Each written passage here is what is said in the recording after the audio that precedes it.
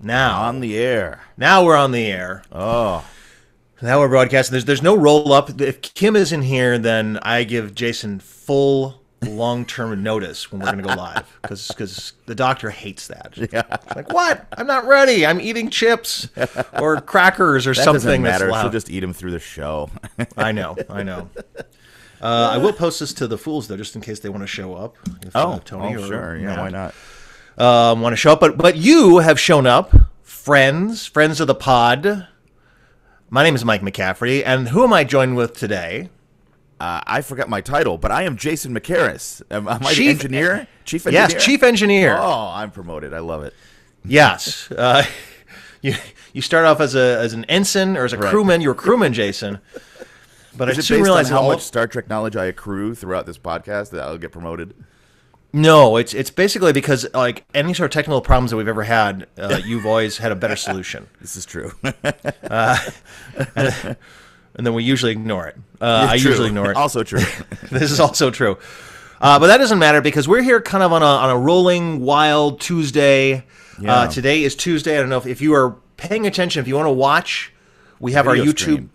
We have our stream, and you can look down at this moment and see my wonderful... Now, is this backwards to you, Jason? No, it is. It's the right side facing forward. I'm wearing my Today is Tuesday shirt, which I think this is the first time I actually wore it. I've worn it today. I got it last week. But I have 3 out of 7 day shirts now. Very excited. But you also have a tomorrow is, right? Well, I have... So you can buy these on Amazon. My mom and I make these shirts. I think we sold like 14, so you're not hurting me if you don't buy it. But we made it... today is Monday through Sunday, basically. It just says today is Monday, today is Tuesday. But Wednesday, there's an alternate shirt. There's an Easter egg shirt which says tomorrow is Thursday. Tomorrow is Thursday. Easter egg. Well, it's a deep hidden Easter egg. It is, but because no one likes Wednesdays, so I just thought, like, well, let's give you something to look forward to. Tomorrow is Thursday. This is true. My managers like that. My writing managers, they enjoyed that. Oh, very good. But they couldn't get me a job on Star Trek. To their credit, they tried very, very hard. But Mike McMahon, there can only be one Mike Mick in the Star Trek universe. Yeah, too confusing. But here's the thing that's even more confusing, which we're going to dig into this deeply, is because Mike McMahon and all those people are working in the Prime universe, but not the canon universe. And Jason knows what that means now, don't you, Jason? Yes, I watched this hour-long video at like 1 a.m. That's right, yeah. So he watched a Midnight's Edge video with me. And, well, not with me. We weren't holding hands as we were watching this. We should have been, though. We should have been. Would have made it even more interesting. Holding hands and jumping off a cliff together. Our Yosemite trip, we could have done that. We were so close. I had such great plans where we for just us. jump. You know, just to break it up, there's another movie called Dawn something? Dawn Cody? Dawn. It's another rock climbing movie. It came out in 2015. Oh, really? Oh, interesting. Yeah. And it won a bunch of Sundance Awards. We all saw Free Solo separately. Yeah. The Dr. Nine, then Jason. Great saw movie. If you have a chance to see it in the theater, do it because it's just majestic and huge, and it's a really good movie. This ties in with to Star Trek because we went to Yosemite and then we watched Star Trek V, where well, Captain Kirk, Admiral Kirk / Captain Kirk, climbed Yosemite, free soloing after this guy chronologically now. So it had been several hundred years since this guy had done it. True, but in the canon universe, I mean, he was the first person to do it. So, but we watched this long video from a guy who makes videos called Midnight's Edge, and I will attach the link, where basically it cleared up some stuff and it raised some more questions. So we're just kind of here on a Tuesday. Jason's going to talk a little bit about his thoughts on Discovery. We'll have the doctor later on to talk about her thoughts on Discovery. I'm looking forward to that. The doctor was not too fond of this episode, I think we've heard. No, she came out very harshly against it, and I'm so interested to hear it. But because we couldn't sync up the two of you, she's actually traveling to Los Angeles without us. She's coming up here. Do you know that? No, she didn't tell me. Is it for her voiceover thing? No, she's gonna hang out with a friend of the pod, Andy Lowe, but not us. Oh, yes. And going with Thomas. So I have all of her personal information is now yours to have. People of the internet, do with it what you will. But she's winging her way north. So I just thought, why don't we talk to Jason here a little bit about. We could freewheel it. We don't have to go scene by scene, as I think we both kind of tired of dissecting Discovery and all its nincompoopery. Just give me let's just overview that, then we'll talk a little bit about Midnight's Edge. You can talk about Kathleen Kennedy. I'll give you some free reign here, Jason. Oh, I can't do that to either the listening audience or the doctor, who will be very angry with me. But she's not here, so I can bring you in on this. So what did you think about this episode 4 of Star Trek, called Oberon and Sharon, or whatever it was called? It was fine, and it was kind of ultimately forgettable for me, because as I'm skimming through it here again, I'm like, I didn't remember. I mean, as I'm going kind of skimming through, I'm saying, oh yeah, there was a shirtless Saru. That haunted me forever. It seemed like it was completely unnecessary.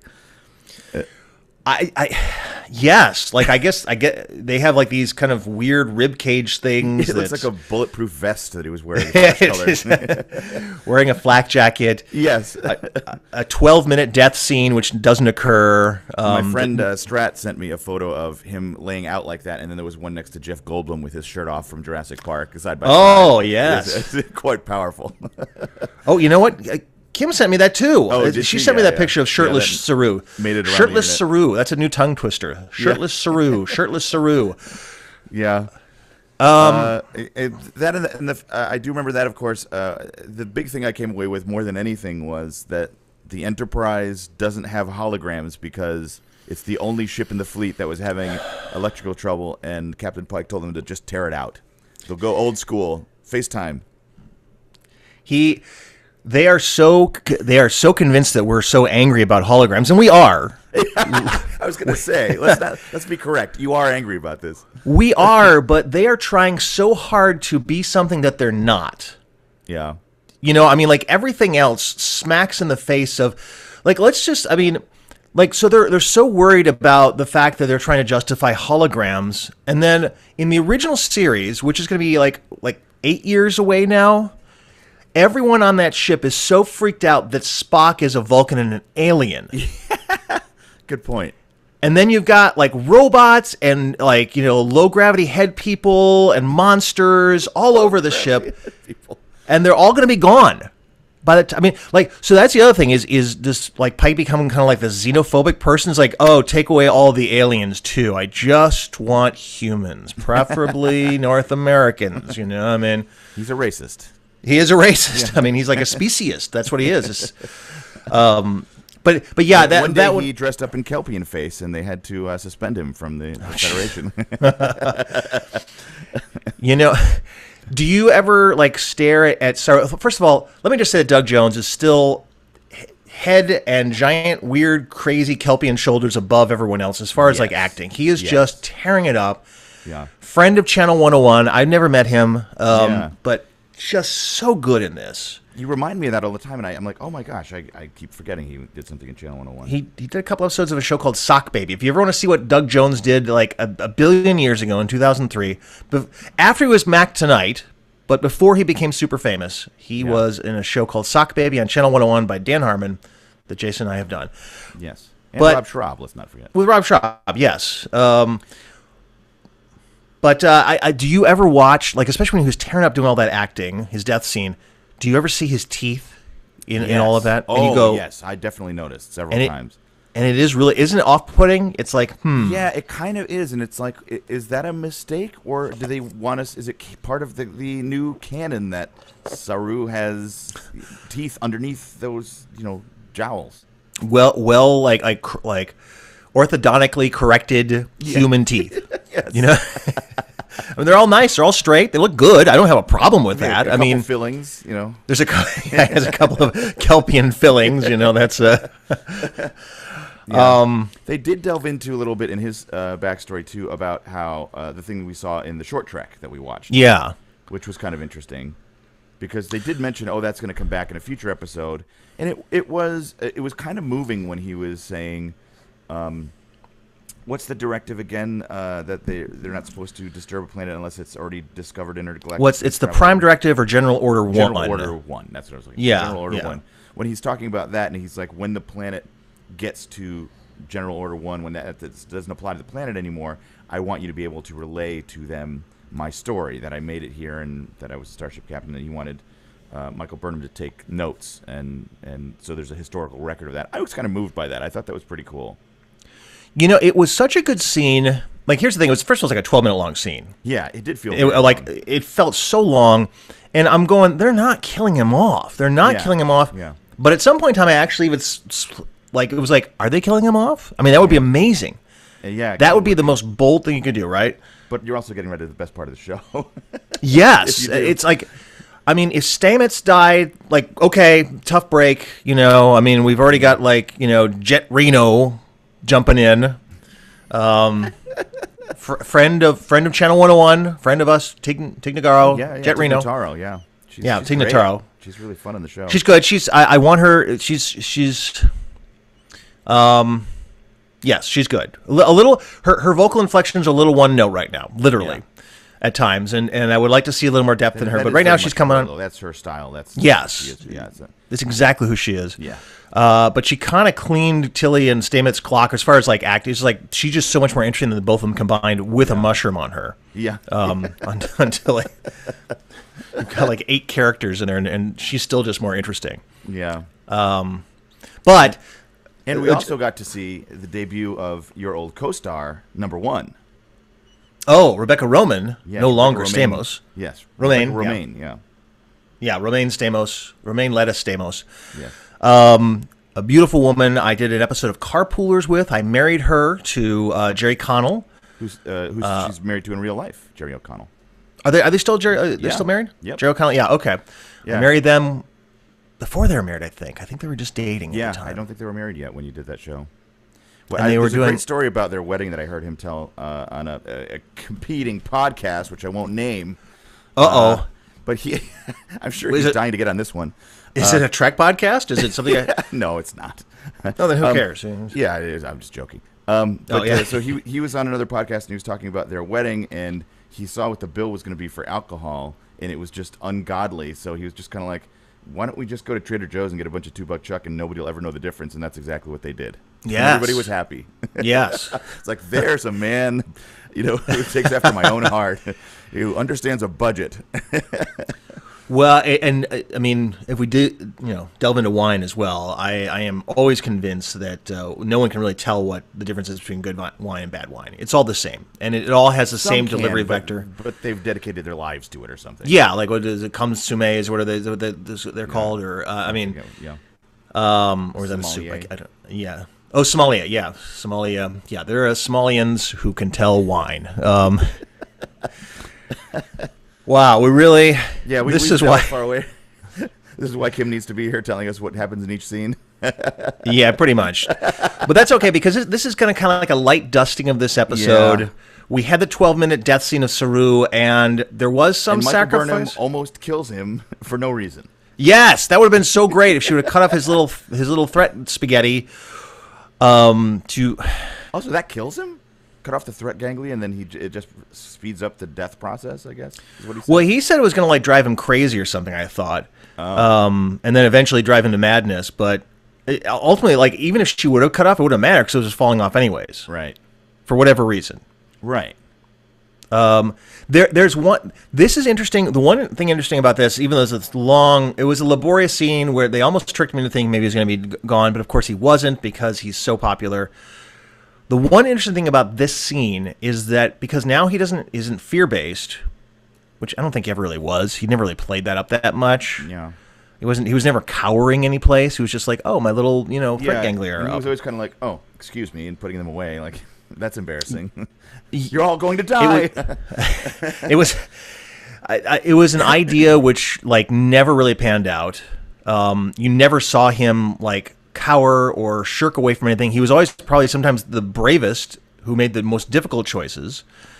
So there's never that conflict. In the Kelpian mythology, it matters, though, right? I mean, because that was the whole thing with them, that he discovered in this episode, was that they didn't have to die. I mean, they all expected that they had to go, in that Logan's Run sort of thing, and they at a certain age, and all had to die in order to keep things at status quo. And I guess, but they didn't have to. Yeah, they wouldn't actually die. It would just seem like they were going to die, and they didn't. Or was that just because the red, what is that red object in space that was planet, not a planet, but a meteorite that was like giving them all that information. Yeah, yeah. Maybe Which that was dying. He came back to life. I don't know. You know, here's something too: is that like that thing. Was that thing part of the Red Angel? Like, to color it kind of like a reddish brownish kind of vibe. Yeah. You could have done like blue green, and we could have been like, oh, this is a whole different substory. Because I actually enjoyed that story. That story was really good. Yeah, I mean, that was part of a decent Star Trek episode where the planet Yes. had the information to give them. They had to lower the shields in order to get it, and then it was almost overwhelming for their computers. Yeah, I like that. All that was good. I felt like overall, like for me, this episode had some good parts, but was overwhelmed by so much of this bookkeeping of like we have to, like Tilly and her mushroom thing, and then Saru and his death thing. It was just so many additional stories. Right. And I mean, there were Tilly's, times. invisible friend started possessing her and making her talk this week. Oh, that's right. That's right. Yeah, she showed up. She had in the accent and everything. She had the weird accent. That could be a whole episode. Yeah. You know, that could be the. I mean, because like at one point in time, you had Tilly being captive by this mushroom thing, this giant space rock killing everybody potentially, and Saru dying. Right. And no one's paying attention to the Tilly subplot. They're all like, "Oh, how's Tilly doing? Oh, she's covered in a mushroom. Okay, let us know how that works out. Bye." And then, as we see from the next week on, she disappears into the mushroom, and now she is, as you pointed out, Barb from Stranger Things. She's Barb from Stranger Things. At least that made me happy, because that shot where they're looking down that weird mushroom hole, and she's in the Upside Down, and all the things are floating around, and it's dark, and it looks just like Stranger Things. Which, I mean, it's ironic too, because if you're outside of the U.S., Discovery airs on Netflix, so right. they might as well just like throw that music on. And, yeah.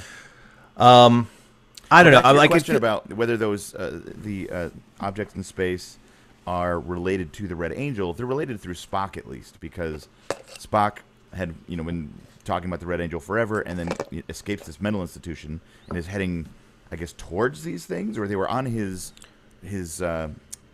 equipment there that Michael Burnham saw, right? I mean, that was definitely the appearance of these things triggered Spock somehow. No, well, I'm not talking about that. I'm talking about like this mystery of the week thing, this giant orb thing that pulled them out of warp. But that was the object. That was the one red object, right? That they were able to find. That's what I. No. This thing pulled them out on their way to find Spock. This was totally right. This episode was totally. You're right. It was totally incidental, but it was red tinged, which make you think like, wait. Right. It was just hard to track. It was just like a simple aesthetic thing where it's like, I wish it was blue or purple or whatever, so that I'm not thinking because like even you're like, oh, this was part. Oh, it wasn't part of it. I thought that was one of the things. These 7 dots or whatever that they're looking for. I mean, maybe it is. Who knows? But no, I mean, I think you're right. It's been 5 days and I've forgotten the entire episode already.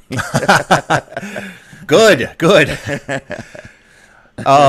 I would put this as like the second best episode of Discovery, to be honest, just because of that primary story. I thought that primary story was really good, really solid, and it was just. I wish we would have just like in the episode 2 of this season, we had some time to give it some room to breathe. Yeah. The one point I was going to. Oh, go ahead. Go ahead. Yeah. No, you go ahead. I was going to say, I forgot to mention the kind of fun part at the beginning, too, where the Universal Translator failed and everybody's speaking a different language, including Klingon. Yes, that was great. That was I mean, how much fun it is for the actors, too, because they were legitimately speaking German and Arabic and whatever language they could. That should have been half of the episode. Right. That's a fun, also troubling occurrence. And it informs us on how the Universal Translator works. It's so great. And Saru is the only one who can fix it, of course, who's going to die. And they're all going to die because Saru won't be there to save them every time. But, like, they could have isolated that whole story and said, like, we are without the ability to communicate. Only Saru, the only member of his species, has learned 95 languages. That's great enough. Yeah. Like, that whole subplot. And then, like, if he's dying, that's great. We don't need the mushrooms. We don't need him. We don't even need him dying, to be honest. That was a great... Like, that gets me through half of the show. Yeah. But they kind of resolved that really quickly as a kind of an aside. And also Rebecca Romaine, we see her really quickly and then she's gone. Yeah. But she did order a cheeseburger and fries. She did, with hot sauce. For whatever reason. Yeah. But so now is the interesting point of like I think we were discussing it too. Like, where are the colored cubes? Where's the cube food? Yeah. Also, if they're replicating a cheeseburger and fries, it's still terrible for you? Couldn't they have like substituted a cheeseburger and fries that is healthy for you but tastes good still at this point? The Impossible Burger. We already have that. Yeah, we like plant-based foods, you know. It could have been a product placement right there. You could have just ordered an Impossible Burger. So something traumatic is going to happen to Pike, because he is going to, at some point in time, order. He's already ordered no holograms. Yeah. He's going to order all aliens off his ship except for Spock. Spock is being grandfathered in. He will order all food to be replaced by colored cubes for no good reason. Like there's nothing beneficial about it. Maybe he will do that because it matches the lights on his little wheelchair thing. Oh, could be. And as we dig into it, the Sumner Redstone thing. Yes.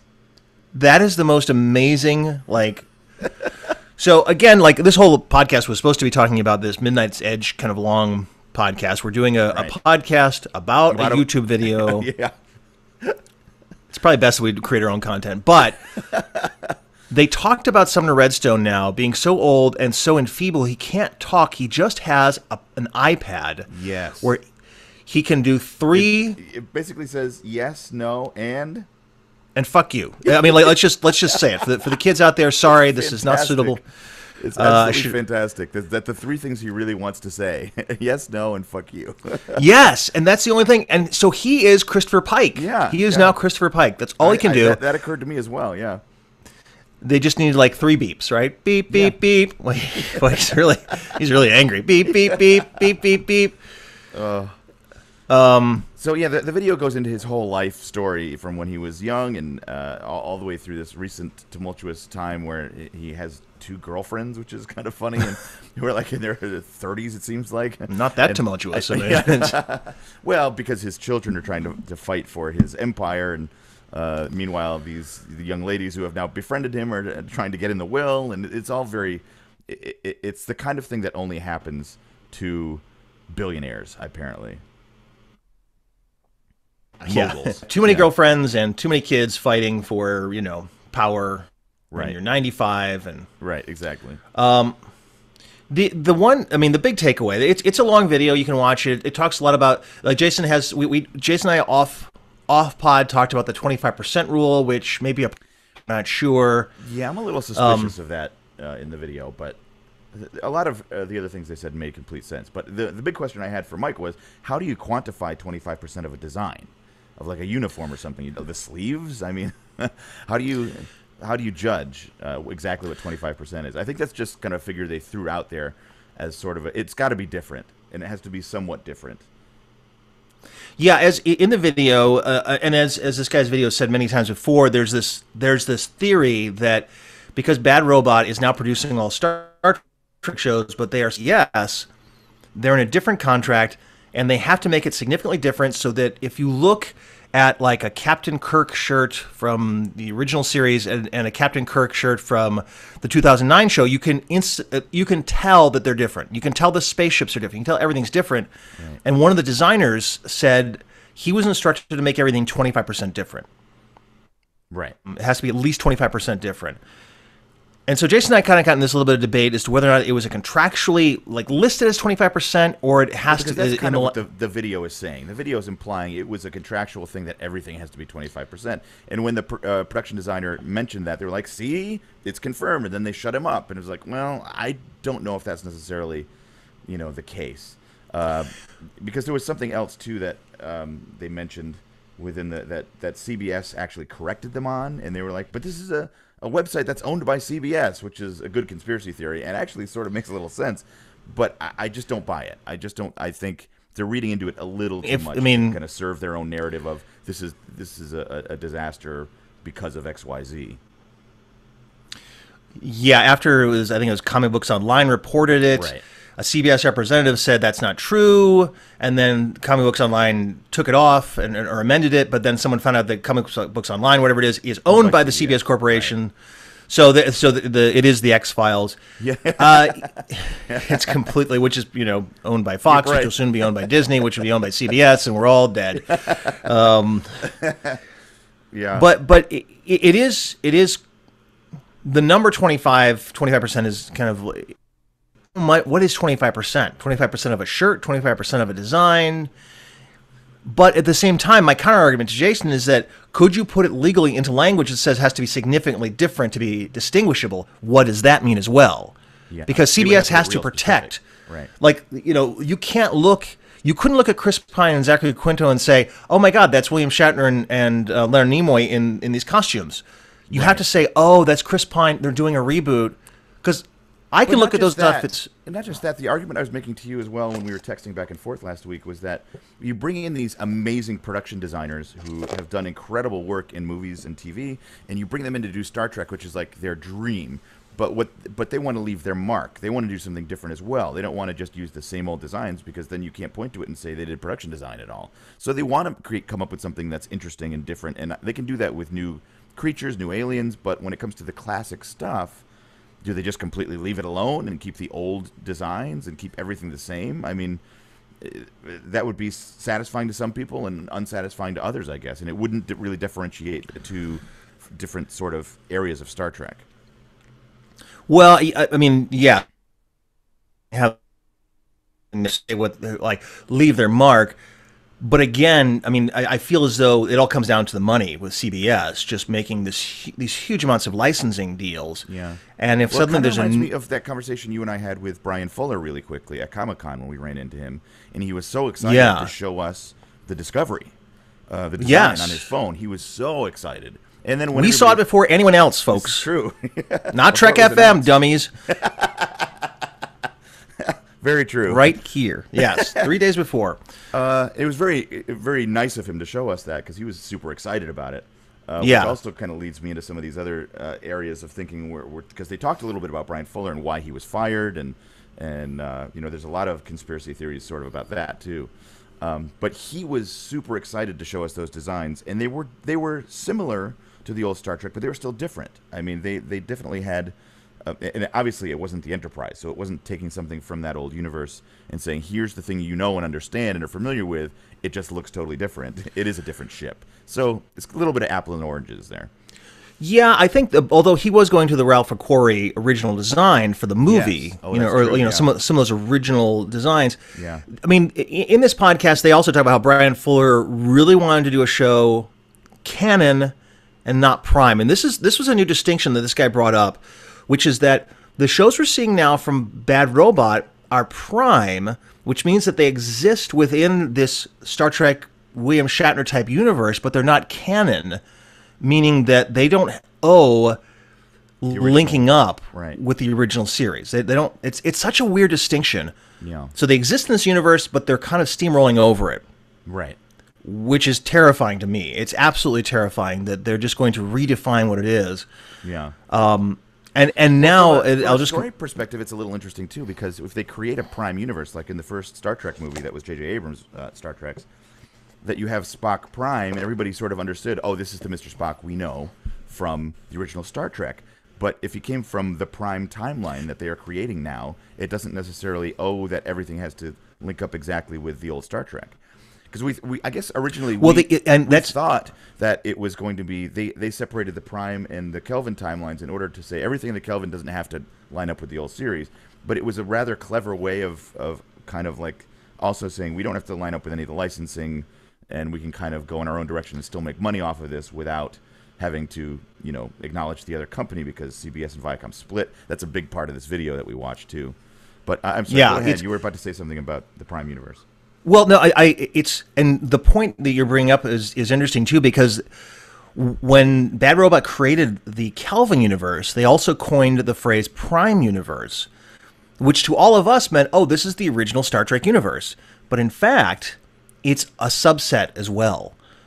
So that Spock is in fact coming from a third universe in some ways, which kind of falls in line because they're saying all the ships and everything we've seen, like even in the Prime universe, was different. So basically what Bad Robot has done is they've created two universes. One which they're saying, oh, this is the Prime universe. We're going to call this the Prime. This is the universe you know and love. But we're going over this Kelvin universe. And now we're going back to Prime. It's okay. We're done with the Kelvin. It's all Prime. But it's still a different universe. Right. And that's where they kind of... It was like a bait and switch for us. And by kind of this, this linguistic kind of loophole, they've kind of they've kind of laid this pathway for them to override. And Picard will be in the Prime, and Section 31 will be all in the Prime, but they will not be in the canon universe. So Right. it I mean, becomes that's what even the video does, is distinctly say the canon, the Prime, and the Kelvin universes are three distinct, different universes, multiverse. that's the biggest takeaway from that. That was kind of the most terrifying thing to me, because in some ways nothing that we watch right now in any way will ever link up to William Shatner's or even Patrick Stewart's series. I mean, his that's, new that's series. the real question, right? Because we are under the understanding that this Picard show is going to take place in the Prime universe. Is that what we're being told? In the Prime universe, canon. Again, it's such a it's Right. so it confusing. But there, I mean, it could be a conspiracy theory. I mean, there's that the canon universe and the Prime universe are two different things, because that's the thesis of this video, which is very smart. I mean, it certainly makes sense, and it definitely could be a possibility that they're trying to do this. But I mean, there is always the possibility that they were being straight, and the Prime universe is the old that we've already seen, and the Kelvin is the different split. But they have to, I mean, at least according to this guy, I mean, they have to license out all this stuff. Right. I mean, there was, long discussion about the Tribble and different things. And they talked about how they showed the original model in one of the computer screens of Discovery. They have to license all this stuff out. Yeah. So and that was it's a big still question I not had for you too. It's like, I mean, if you're a lawyer and you're looking at it, and you make the Enterprise 25% different, it's still the Enterprise. You're still calling it the Enterprise. It's still the same basic design. So there's got to be some royalty that's earned. You can't just go ahead and say, well, this is now our thing and we're going to collect money off of it. You don't get anything. Maybe there's a severe reduction in the royalties that they get, possibly, if they change a substantial enough amount of it that it now doesn't receive the full amount of royalties that CBS deserved. I don't know. I mean, or it could be that, like, we're still going to make money off this. We going to, or that it is significantly different enough so that no one will ever confuse the two. Repeat that real quick. You broke up for a second. Oh, or maybe the lawyers watch it so carefully that they make sure that it will never be confused with the original Kirk, Spock, McCoy, Enterprise. Right. I mean, it certainly the new Enterprise on Discovery. You can tell that they like the Enterprise from 2009. It is much closer, but with some differences. It seems like, okay, we want to license out this image of the Enterprise. We want to make it closer to what it looks like. The interiors look different. The interiors are all different, but and the view screens are definitely different. Not anymore, man. They're going back to get those holograms out of here. Enjoy that cheese FaceTime bug.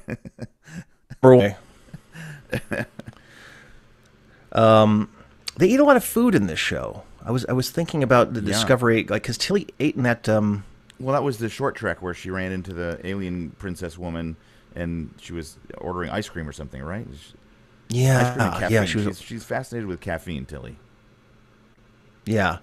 It made me wonder. I want to put this up on our Facebook page, and if you haven't stopped by our Facebook page, it's pretty good with random, ridiculous stuff. I wanted to get, and this is also maybe for you too, Jason. I mean, how many times in Star Trek have we seen people actually eating food? Because eating, as you know, Jason, like on camera is tricky. Because if you eat something, you have to repeat that over and over and over again while they're filming take 2, take 3, take 5. I had to eat pizza one time. Actually, I gave up going to the Star Trek Experience, which I'm going to talk about at some point in time soon, to be in a Domino's pizza commercial, and I had to eat from 11 o'clock to like 1 p.m. pizza all day, and I almost threw up. I was so disgusted. They didn't give you a spit bucket or something so you could spit the pizza out, or they did, but it was take a bite, talk. Right. So it was like I take a small bite, oh, this is really great, blah blah blah, and then because I had such a long line, I would take a bite, chew, swallow, talk. Right. So I was getting at least 1 to 2 ounces of pizza every time, and it was like barbecue chicken pizza at 11 a.m. It was so rough. At least it was warm. At least they made it warm, but that almost made it worse. Did they put onions on it? That would be the real catastrophe. No, no onions. Thank God. Thank God. That was that could have been a rough for the one for me. podcast listeners. Mike hates onions and thinks of them as little worms. Episode of Conspiracy on the Next Generation, man. Just little worms. I can't do it. All right, so we've gotten far afield from this. My point was I don't know how many times I've seen actual characters in Star Trek eating food. So I'll put it on the Facebook page for people to challenge me to find people actually consuming food on Star Trek. Mm-hmm. And I wonder how many times you've seen people eat food in Star Wars. A lot of blue milk. Well, drinks are different. Yeah, a lot of liquids. I don't think any and like soupy kind of stuff that Luke was eating with his family on Tatooine, his aunt and uncle. But maybe, yeah, not a lot of food. I mean, I don't think not a lot of food. Cantina, everybody's drinking, but no food. I don't think anybody eats any solid food in. Oh, I take that back. In The Empire Strikes Back, Yoda has the little protein bar, with Luke, and they're fighting over it, or whatever. R2-D2 and he are fighting over it, and he eats it and spits it out. That's the only food I can think of in the Star Wars universe. Yeah, but he's a puppet. Like he can eat as much as he wants. He'll never get sick. I didn't understand the crux of the situation being the filming of it. I thought we were talking about in the story.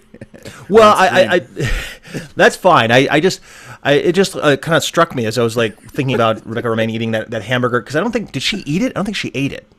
No, I don't think so. She just poured hot sauce on it. Talking about Spock. Smart people, like smart actors, will prepare to eat food, but never eat the food. Right. If they're smart, because otherwise they're eating it all day. Yeah. I mean, and she probably eats nothing anyway. I mean, she spent, how many X-Men movies naked with blue body paint all over her, so she probably never wants to eat as long as she's on screen. No, and she looks good. She looks great. She looks great for her age, yeah. She's like in her late 40s, I think. Put that caveat on it at the end. She does look great. No, I mean, she does. I mean, her and I are similar ages, and she looks great, and I look like a monster. Save the makeup, man. I'm ready to go on Discovery, man. I'll be those crazy side, blinking weirdos. Big head people in the back. That's what I'm going for. I want you to be one of those big head people in the back when they get their own that story. lizard guy got some lines though. The lizard dude, he got more lines this week. Yeah. I don't know, sneezing guy you're talking about? Yeah, sneezing guy. Yeah. He went from having no lines and speaking gibberish, right, to the universal translator in last episode. In this episode, he's like, ba ba ba ba ba. He's like saying whole sentences. Like, oh, all right. Didn't realize he could do that.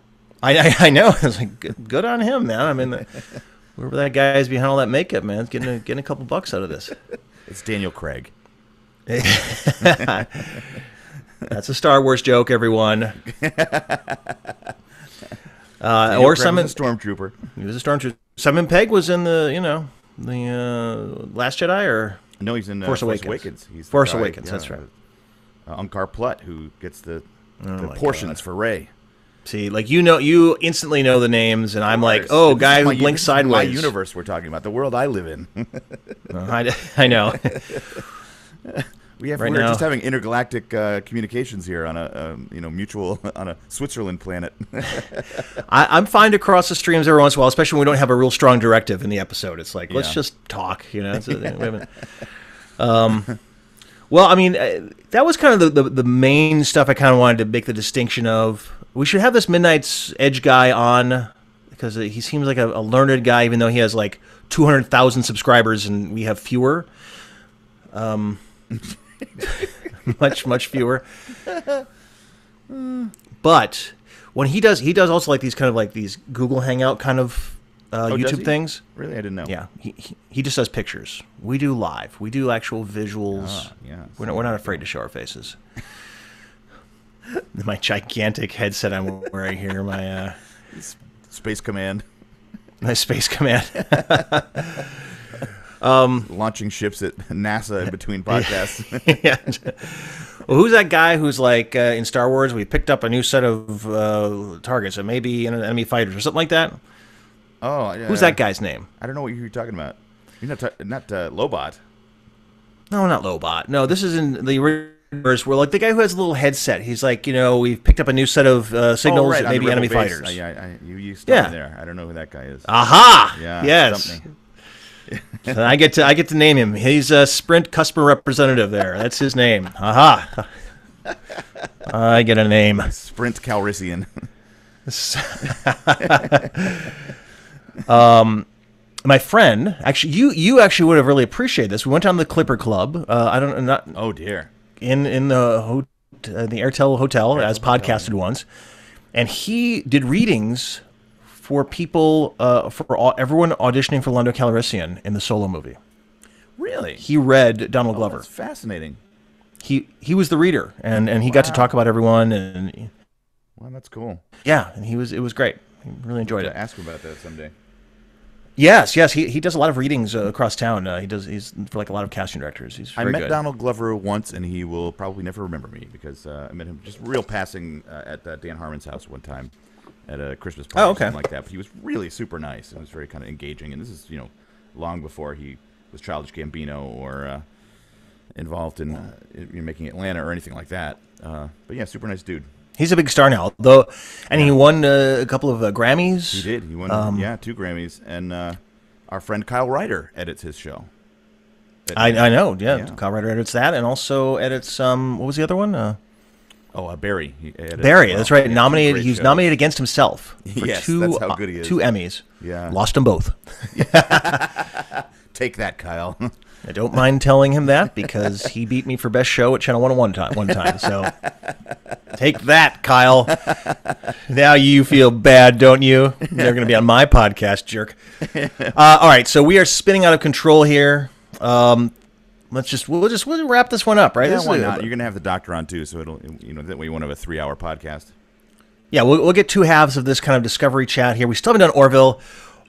Here, I will say this, and I'll say this to Kim as well. If you're watching Orville has no A stories right now. Orville is madness.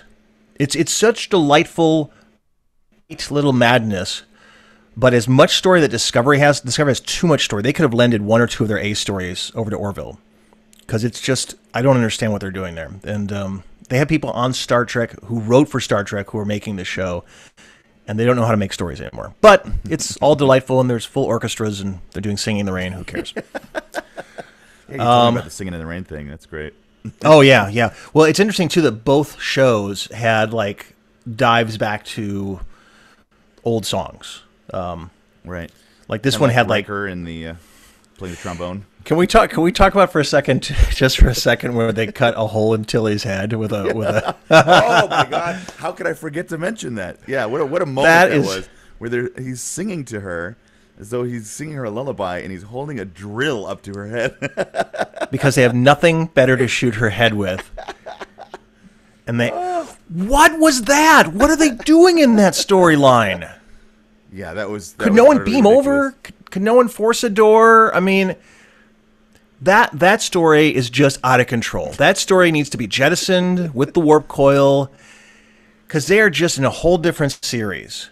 My jaw was on the floor in between laughing at that scene. I just couldn't believe how they're singing this sweet song. Oh my God!